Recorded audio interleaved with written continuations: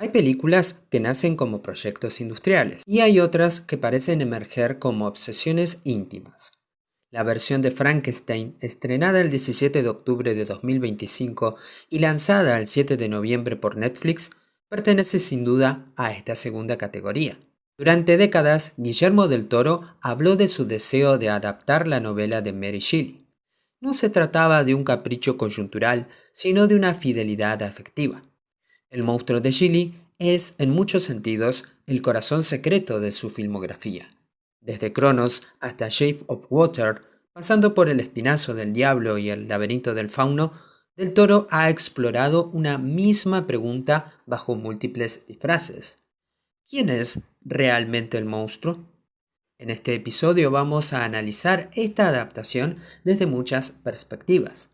No nos interesa resumir la trama, la historia es sobradamente conocida, sino comprender cómo esta película reinterpreta un mito fundacional de la modernidad, cómo dialoga con su origen literario y cómo se inscribe en el panorama contemporáneo del cine gótico.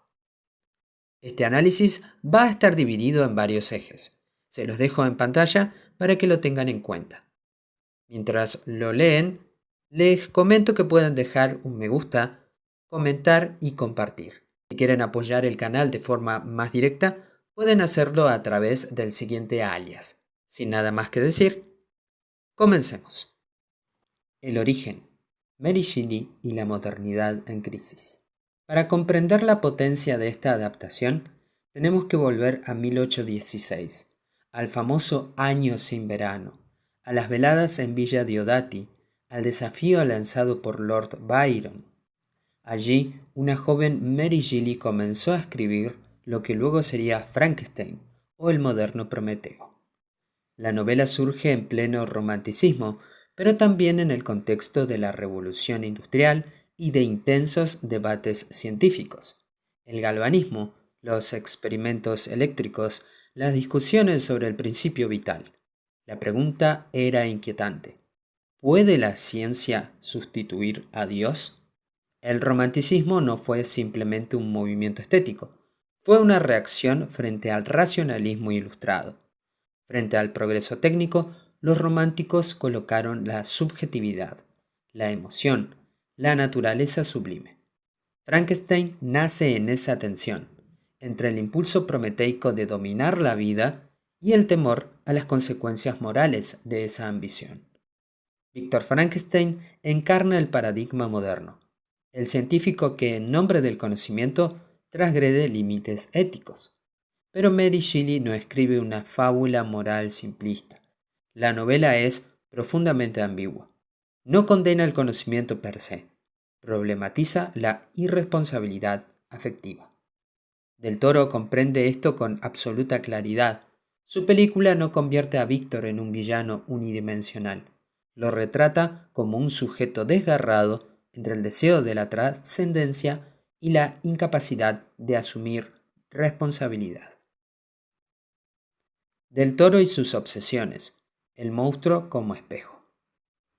Guillermo del Toro ha construido una filmografía atravesada por una idea central. Los monstruos no son el mal, son el otro incomprendido. Desde El Espinazo del Diablo hasta La Forma del Agua, su cine ha insistido en que lo verdaderamente monstruoso suele habitar en el poder, en la intolerancia o en la violencia institucional. Por eso Frankenstein no es un proyecto caprichoso, es la culminación lógica de una obsesión de décadas. El director mexicano ha declarado en múltiples ocasiones que esta novela lo acompañó desde la infancia, y eso se percibe en la película. No hay distancia irónica, no hay deconstrucción posmoderna, hay devoción. Pero también hay madurez. Esta versión no es barroca en exceso. La puesta en escena está cuidadosamente calibrada. El laboratorio no es simplemente un espectáculo gótico, es un espacio casi uterino, húmedo, orgánico. La electricidad no es solo efecto visual, es pulsación vital. Puesta en escena y dirección de arte. El gótico como textura. Uno de los grandes logros de la película reside en su dirección de arte. El gótico aquí no es decorativo, es estructural. La arquitectura remite a la Europa industrial temprana: piedra, hierro, vapor. Los espacios están dominados por verticalidades que aplastan a los personajes. Las sombras no solo ocultan, modelan el espacio. La fotografía trabaja con una paleta fría, verdosa y azulada en las escenas científicas, contrastada con tonos cálidos y ocres en los momentos íntimos. Este contraste visual refuerza el conflicto central. Es la razón versus el afecto. La criatura es diseñada con una mezcla de prótesis prácticas y efectos digitales sutiles. El resultado evita la espectacularidad grotesca. No es un monstruo exagerado. No hay tornillos ni cabezas enormes. Es un cuerpo herido, ensamblado, vulnerable. El horror aquí no se basa en el sobresalto, sino en la contemplación. Del Toro apuesta por un horror trágico, no sensorial. El ritmo narrativo es deliberado, casi operístico. Cada secuencia se construye como una pieza musical donde el silencio tiene un rol central. Diseño de sonido y música, la respiración del monstruo. El diseño sonoro es fundamental. La respiración de la criatura no es solo un detalle técnico, es un motivo dramático. Cada inhalación parece una lucha contra la inexistencia. La música orquestal contenida evita el exceso melodramático.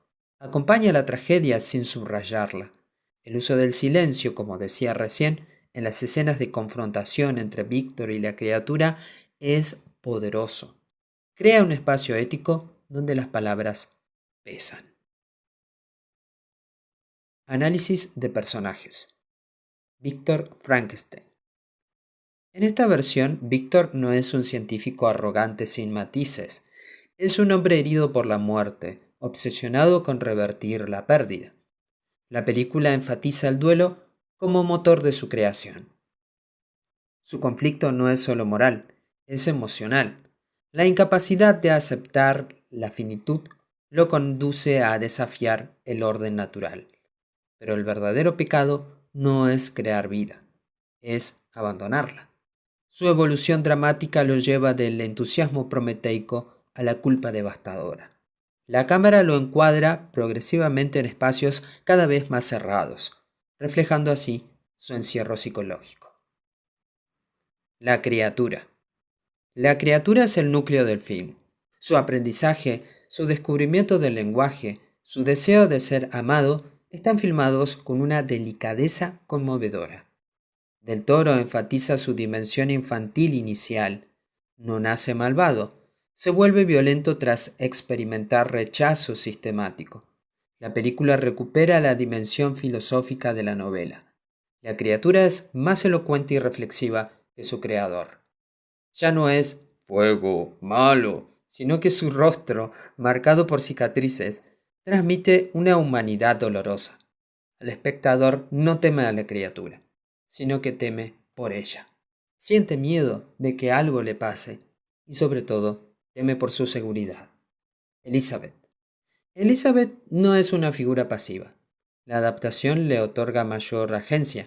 Se convierte en conciencia moral, en contrapunto afectivo frente a la obsesión de Víctor. Su mirada funciona como un juicio silencioso. En esta versión su tragedia no solo es romántica, es política. Representa la vida concreta sacrificada en nombre de la abstracción científica. ¿Cuáles fueron las decisiones en esta adaptación que Del Toro decidió tomar? Enfatizó en tres ejes: la paternidad fallida, la responsabilidad ética de la creación y la soledad como condición de la existencia. Algunos elementos de la novela se condensan o se reorganizan. Se reduce la estructura epistolar y se privilegia una narrativa más lineal. Sin embargo, se conserva la dimensión reflexiva mediante monólogos y escenas contemplativas. La película dialoga con nuestro presente, la inteligencia artificial, la biotecnología, la manipulación genética, pero no lo hace obvio. La pregunta resuena. ¿Estamos creando aquello que luego no vamos a saber cómo tratar o incluso cómo amar? El monstruo en clave contemporánea. En esta versión el monstruo no es un símbolo del mal, es metáfora de la otredad excluida, del diferente, del cuerpo no normativo. La dimensión política es clara. La sociedad produce monstruos cuando niega humanidad. La violencia no nace en la criatura, nace en el rechazo. Del Toro convierte el mito en alegoría sobre la empatía. La verdadera monstruosidad radica en la incapacidad de reconocer al otro como semejante, como igual, como alguien que es, en pocas palabras, alguien como nosotros. Conclusión.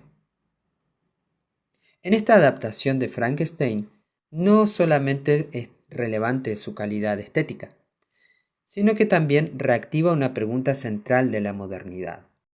¿Qué significa crear? En un panorama saturado de remakes y franquicias, Del Toro ofrece una obra autoral, coherente con su trayectoria, profundamente humana. Dentro del cine gótico contemporáneo, esta película se erige como una de las reinterpretaciones más serias y ambiciosas del mito. No compite con las versiones clásicas, dialoga con ellas. Pero sobre todo, nos recuerda que el horror más perturbador no proviene de lo sobrenatural, sino de nuestra incapacidad de asumir responsabilidad. Y quizás sea la lección más inquietante que Mary Shelley dejó hace más de 2 siglos y que Guillermo del Toro ha sabido traducir con sensibilidad y rigor cinematográfico.